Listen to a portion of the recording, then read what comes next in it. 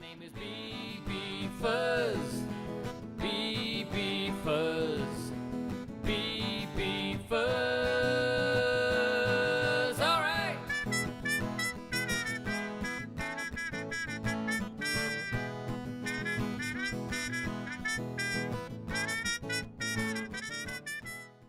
Read page 12. Find the notes that are listed.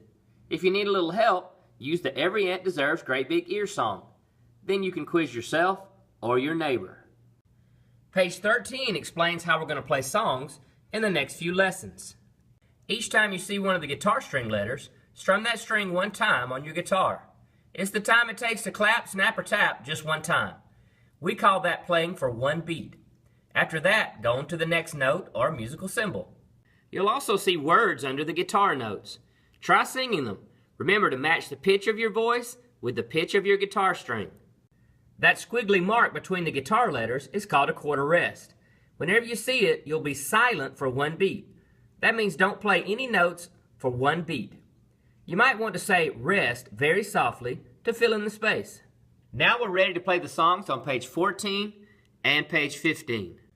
Using the big E string, box number 1 on page 14 would sound like this. E, E, E, rest. Every, rest. Rest. On page 15, you'll see the E string and the A string. Box number 3 would sound like this. A, E, rest.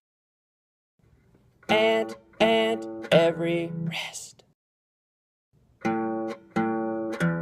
Rest.